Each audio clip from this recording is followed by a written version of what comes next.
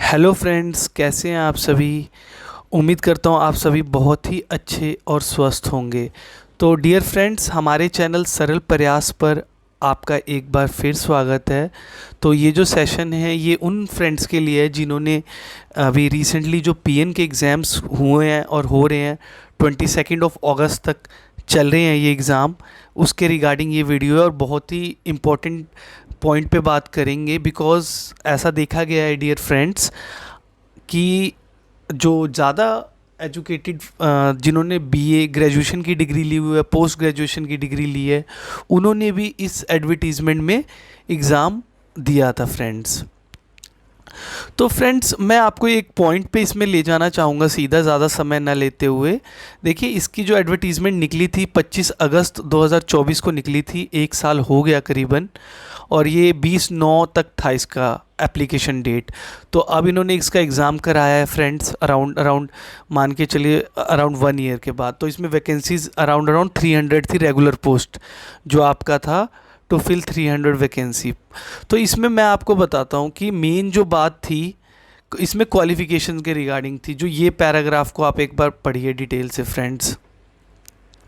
इसमें लिखा है कि मिनिमम मिडल स्टैंडर्ड, जो मिनिमम मिडल स्टैंडर्ड, मिडल कितना होता है फ्रेंड्स, जो 8th क्लास होती है, और मैक्सिमम इसमें दिया हुआ है आपके सामने 10+2 from recognised school education board, recognised school candidates. ये मेन लाइन है फ्रेंड्स, सबसे ज़्यादा इंपॉर्टेंट सभी के लिए, उनके लिए जो 12th से ज़्यादा पढ़े हैं, जिन्होंने अपनी डिग्री कंप्लीट की हुई है और उन्होंने ये एग्ज़ाम फिल भी किया था, प्लस पेपर देने भी गए। तो यहाँ पे एक लाइन है, candidates having qualification higher than the maximum prescribed above shall not be eligible for direct recruitment. मतलब वो एलिजिबल ही नहीं है जिन्होंने 10+2 से ज़्यादा क्वालिफिकेशन ली हुई है। और वो कौन होते हैं? जो ग्रेजुएट होते हैं किसी भी फील्ड में, like BA, BCA, BBA, BCom, BTech, चाहे जो मर्जी हो। अगर आपने 10+2 से, तो इसका कॉमन सी ये बात है कि उनको फिल नहीं करना चाहिए था उन फ्रेंड्स को। बिकॉज अगर वो कर भी ले, मान लीजिए उन्होंने फॉर्म भरा और उन्होंने सारे स्टेजेस क्लियर भी कर लिए, लाइक एग्ज़ाम क्लियर हो गया उनका, उसके बाद उनका फिज़िकल भी क्लियर हो गया, सारे उन्होंने डॉक्यूमेंट वेरिफिकेशन में उनको प्रॉब्लम आएगी और वहाँ पे यही कंडीशन सामने आ जाएगी कि वो एलिजिबल ही नहीं थे एज़ पर एडवर्टीज़मेंट। तो आपका जितना भी मेहनत किया होगा फ्रेंड्स वेरियस स्टेजेस पे, वो आपका ज़ीरो हो जाएगा। और यहाँ पे यही है फिर, the candidate should fulfil all eligibility conditions of as qualification. ये आपकी कट ऑफ डेट है, मतलब इस दिन कैलकुलेट होएगी। अगर आपकी ग्रेजुएशन कंप्लीट हो चुकी है 20 सितंबर 2024 तक, तो आप ऑटोमेटिकली इस एग्ज़ाम के लिए एलिजिबल नहीं है। ठीक है फ्रेंड्स, तो यही है। और हाँ, कुछ फ्रेंड्स को ऐसा लग रहा होगा कि हमने अपनी क्वालिफ़िकेशन +2 तक ही मेंशन की है, तो वहाँ पे कोई दिक्कत नहीं आने वाली। ऐसा नहीं होता फ्रेंड्स। जब वो आपके रोल नंबर और उनकी जो कॉपीज़ है उसको ऑफिशियल्स को वेरीफाई करेंगे, तो वो ऑटोमेटिकली, तो आपको वहाँ पे प्रॉब्लम आएगी आएगी। क्योंकि देखिए, जो मोस्टली स्टूडेंट्स होते हैं अपने यहाँ पर इस एरिया में, वो इस एरिया के आसपास की यूनिवर्सिटीज़ के होंगे, like Punjab university, Punjabi university, like जो जो बड़ी बड़ी यूनिवर्सिटीज़ हैं वहीं के होते हैं स्टूडेंट्स। तो वो उनके ऑफिशियल्स वहाँ जाके वो रिकॉर्ड निकाल लेंगे, तो ये कोई बड़ी चीज़ नहीं होती फ्रेंड्स।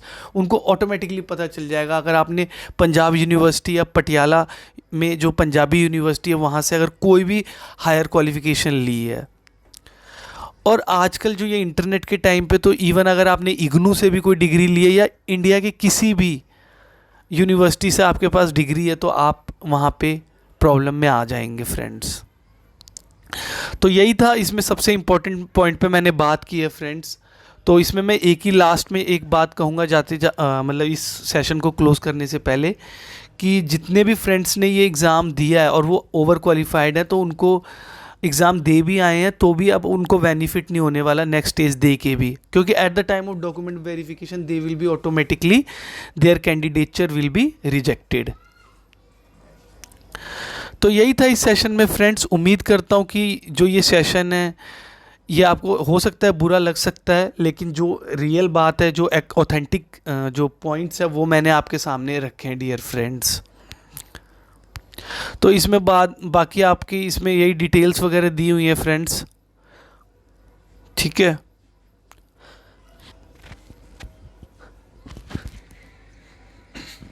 इसमें आपका इसके बारे में बात की गई है, क्वालिफिकेशन, एग्ज़ाम का पैटर्न क्या क्या होगा, ठीक है। ये देखिए इसमें इवन इन्होंने इस एग्ज़ाम के लिए पीएन के लिए इन्होंने फिज़िकल भी रखी हुई है, लाइक इतने टाइम में 270 सेकंड्स में जो 18 से 30 में आते हैं उनको 800 मीटर का डिस्टेंस कवर करना है कितने टाइम में, 270 सेकंड में, लगभग मतलब कि 4.5 मिनट में आपको 800 मीटर जाना है। फिर लॉन्ग जंप भी करनी है, तो ये सब है। मोड ऑफ सिलेक्शन, तो यहाँ पे आपके जो क्वेश्चंस थे 50 मल्टीपल क्वेश्चंस आए थे, 2 मार्क्स ईच के, 100 मार्क्स के। तो यहाँ पे आपको जो बच्चा 45% मार्क्स ले आएगा वो क्वालिफाई हो जाएगा नेक्स्ट स्टेज के लिए।